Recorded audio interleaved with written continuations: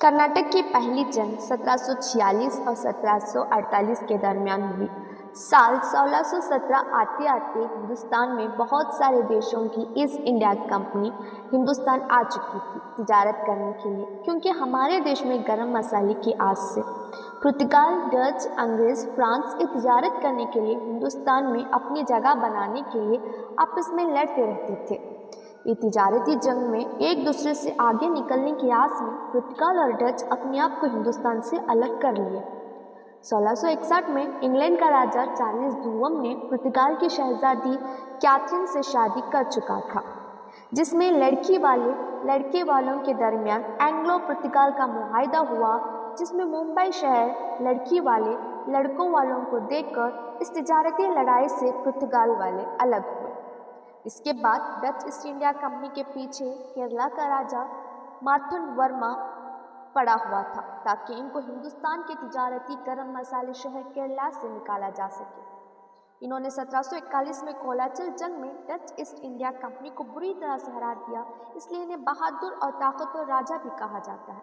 इसलिए Dutch east India company Hindustan छोड़कर जनूबी मशरकी एशिया चली गई। अब हिंदुस्तान में सिर्फ फ्रांस और अंग्रेज बच गए। फ्रांस ईस्ट इंडिया कंपनी तिजारती मराकज़ पौंडीचेरी और कोराइकल में बनाए।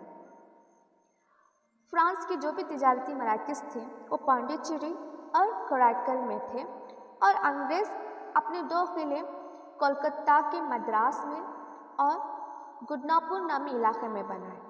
एक कोराइकल, पौंडीचेरी, कोलकाता और गुडनापुर के इलाकों को मिलाकर कर्नाटक का इलाका कहा जाता है। और 1744 में वहाँ का नवाब अनवरुद्दीन बना।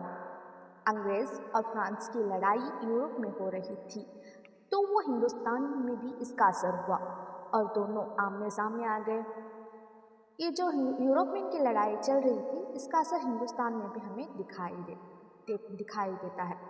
1745 में अंग्रेज ने हिंदुस्तान के समंदर पे तिजारत करने आने वाली फ्रांस के जहाज़ पर हमला कर दिया।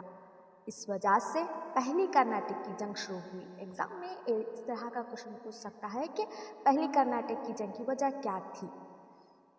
तो अब अंग्रेज को जवाब देने के लिए फ्रांस का गवर्नर डुप्ले मॉरिशस के फ्रांसीसी फौजर अफसर लॉर्ड बोर्डेना को मदद के लिए बुलवाया, और बोर्डेना ने बहरी जहाज़ लेकर बंगाल के समंदर की तरफ पहुंच गया और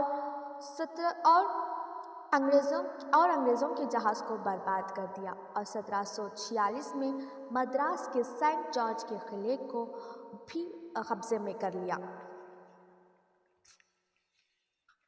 अब अंग्रेज़ों ने कर्नाटक के नवाब अनवरुद्दीन से मदद मांगी। तब अनवरुद्दीन फ्रांसीसियों को मद्रास से बाहर निकालने के लिए फौज भेजी, तो उल्टा अनवरुद्दीन हार गया, और आखिर में लॉर्ड बोर्डेना ने अंग्रेज़ों से रिश्वत लेकर मद्रास छोड़कर मॉरिशस वापस चला गया।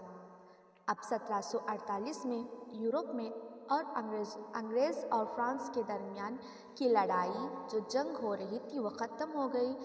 अंग्रेज़ और फ्रांस के दरमियान जंग ख़त्म होने के दरमियान आपस में एक मुआहदा हुआ, जिसका नाम एक्स-ला-चैपल था।